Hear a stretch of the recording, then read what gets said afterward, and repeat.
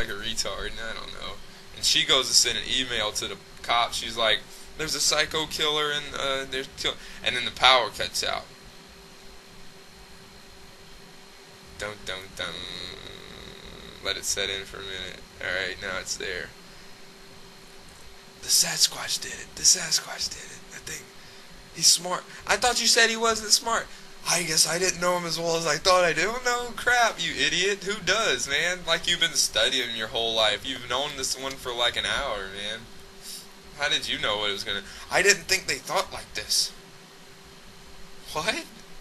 Did you read the like Sasquatch for Dummies or something? Where would you get this information? I didn't think they thought like this. Okay. The writing was so bad in this movie. And that happened. And then so he's like, well, we need to escape off the balcony because the Sasquatch that showed up on the porch. He's like, we're gonna escape off the balcony. So they, I'd have just jumped and hoped for the best, but they have, well, he's got no legs, so, well, he's got them, they just don't do nothing. And they hook up the mountain climbing gear, and he goes first, like a man would. And he's like, just throw my legs over. And so she just tosses him over, and I was hoping he'd just fall, but it would have been funnier. But he just kind of wallered over and collapsed, hanging on the edge with his rope now. I don't know what his plan was because he left his wheelchair up. I would have tossed the wheelchair over first so I had something to roll away in. A getaway car, He didn't know. He left it up on the balcony. So he lowers himself down and he just lays there. I'm like, alright, whatever. That's your plan. You stick to it, buddy. Don't let me change your mind. And then the girl goes to climb down and she gets like halfway. I don't know why she just didn't drop when she got about halfway. I just let go and rolled around. It wouldn't hurt. Of course, the Sasquatch comes over the ledge and grabs the rope and starts pulling her back up. It was awesome. And she just hollered. She said the dude's name, Preston. She said it like 8 million times. I was like, oh my God, hush, girl. And she didn't. And he didn't say a word. He just sat there looking at her get pulled back up. And eventually she got right up face to face with Satchmo. And she must have been starstruck or something because she was just staring at him like, kiss me. Or maybe it's because of the Down syndrome, I don't know. But then, about this time, Bozo comes around. And now the man nurse, I don't know why, but the wheelchair guy stabbed him in the neck with a needle that he was trying to give to him. It was like sedation or sedatives or something. But he stabbed Bozo back with it. And I guess he just now woke up because he comes out with an axe and chops the Sasquatch in the back. And very cool. And Sasquatch is like, what the crap? What is this on my back? And he looks around and he picks up man nurse by the neck and he's looking at him face to face, and then he bites he puts his bottom teeth in the guy's mouth and his top teeth on the top of his head, and you see his face break away. It was the most awesome thing I've ever seen.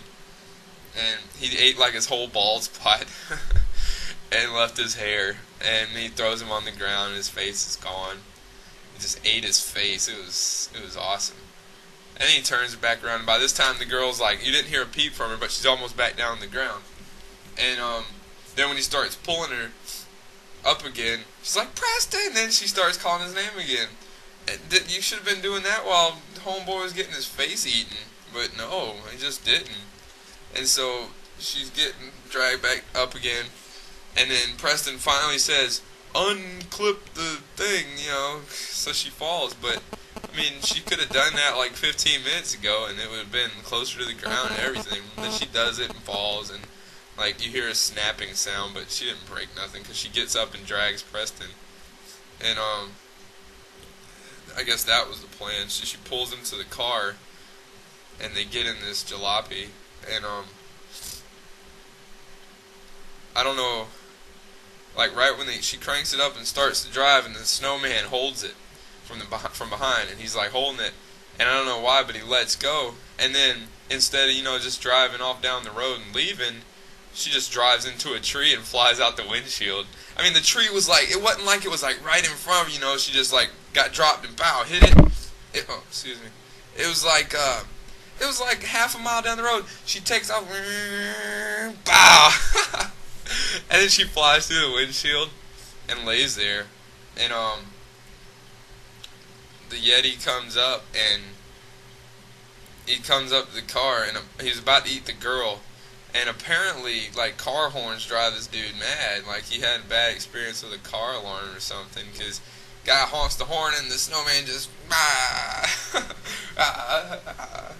and he holds his head, and he just wanders around behind the car and up against the tree, and he's like, no, and then the guy's like, stay there, and he just honks the horn some more, and eventually the snowman's like, hey, it's just a car horn, he's not gonna kill me, it's just a car horn, it's not even loud in the back, it's only loud up front.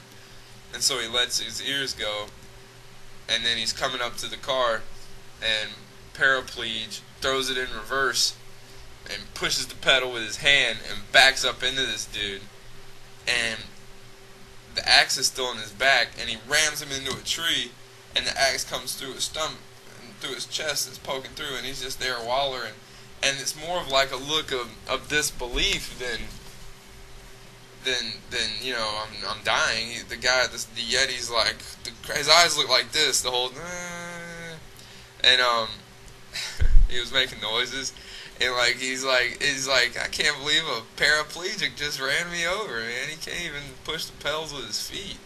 That's what he looked like, and he's like mad. He's frustrated, and so he lays there up against the tree, and the guy keeps the pedal down, puts his shoe on it. And I guess a shoe can hold down a pedal without a foot. He just holds it, like puts it there and it stays. And he wallers out of the car, and they call the police, and the Yeti's still wallering. He didn't die. And he just stays there squirming behind the car. They call the police, please come out. Well, no, they didn't call him, the police just showed up. I guess they have good timing, or they read the script too. And they show up, and they thank you. They go out and look at the car, and the Yeti's gone. I don't know how he did it, but he's gone. The car's still revved up against the tree. And the police are like, well, let's go search around the woods for the bodies, because there was no bodies. And they go out in the woods to look around, and they see the Yeti in the woods, and then like these headlights just pop on all in the trees. I guess it was supposed to be like 1,000,000 Yetis. And then it ended. So I guess there was a family of them, and he was the provider, the one Yeti, because he was the only one doing the killing. So I guess he'd bring them back to these Yetis, and they'd eat, so they didn't have to work. It must have been his harems or something. So that was it, and it was over. It was a pretty cool movie. I don't know.